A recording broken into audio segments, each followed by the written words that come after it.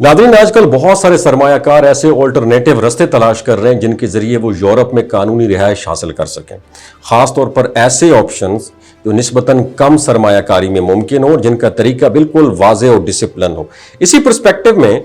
कुछ यूरोपीय ममालिक के बिजनेस बेस्ड रेजिडेंसी प्रोग्राम्स जो हैं वो बहुत ज़्यादा तवज्जो हासिल कर रहे हैं, जिनमें लेटविया एक काबिल ज़िक्र नाम समझा जाता है। इस मॉडल में बुनियादी तस्वुर ये होता है कि एप्लीकेंट किसी ऐसी कंपनी में सरमायाकारी करता है जो पहले से एक्टिव हो, फाइनेंशियली तौर पर स्टेबल हो वो कंपनी, और मुकम्मल तौर पर कानूनी तौर पर रजिस्टर्ड भी हो। आमतौर पर ऐसी कंपनियों का इंतखाब किया जाता है जिनका सालाना कारोबारी वॉल्यूम बहुत ज़्यादा ना हो, लेकिन वो मुसलसल रेवेन्यू जनरेट कर रही हो। तो एक आम मयार ये भी होता है कि कंपनी बाकायदगी से टैक्स पे कर रही हो, मसलन कम अज़ कम मखसूस सालाना टैक्स अदायगी की तारीख मौजूद हो ताकि उसकी रेपुटेशन और लीगल जो स्टेटस है वो बिल्कुल वाज़ेह हो। तो इस प्रोग्राम में सरमायाकारी की बुनियादी रकम तकरीबन 50,000 यूरो के आसपास होती है, जिसके बदले में जो सरमायाकार है उसको कंपनी के शेयर्स दिए जाते हैं, और ये शेयर्स आमतौर पर एक मुकर्ररा मुद्दत के लिए होते हैं, जैसे 5 साल। जिस दौरान सरमायाकार कंपनी में बतौर शेयर होल्डर्स शामिल रहता है,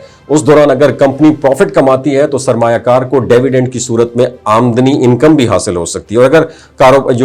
कारोबारी कारकर्दगी कमज़ोर हो तो उसकी वैल्यू मुतासर भी हो सकती है, क्योंकि ये इक्विटी बेस्ड इन्वेस्टमेंट होती है। इसके अलावा इस पूरे प्रोसेस में कुछ सरकारी फीसें भी शामिल होती हैं जो मुख्तलिफ मराहिल पर पे की जाती हैं, जैसे कि एप्लीकेशन प्रोसेसिंग और रेजिडेंसी कार्ड जो होती है इसकी अजरा की फीस भी होती है, और बाज़ केसेस में ये मजमूई लागत सरमायाकारी के अलावा इजाफी रकम तक भी जा सकती है, जिसका डिपेंड फैमिली साइज पर होता है और दीगर कानूनी तकाज़ों पर भी होता है। तो जो एप्लीकेशन है उसका अमल मुकम्मल तौर पर कानूनी दस्तावेज़ात पर मबनी होता है, जिसमें पासपोर्ट, पुलिस क्लियरेंस सर्टिफिकेट और दीगर शनाख्ती कागजात भी शामिल होते हैं। तो ये फाइल किसी मजाज नुमाइंदे या वकील के जरिए भी जमा करवाई जा सकती है, खास तौर पर अगर दरखास्त गुजार खुद मुतलका मुल्क में मौजूद ना हो। इसके बाद इमिग्रेशन अथॉरिटीज इस एप्लीकेशन का जायजा लेती हैं, और आम तौर पर प्रोसेसिंग का दौरानिया चंद हफ्तों से लेकर चंद महीनों तक भी हो सकता है, और अप्रूवल के बाद अगला मरहला बायोमेट्रिक और रेजिडेंसी कार्ड के अजरा का होता है,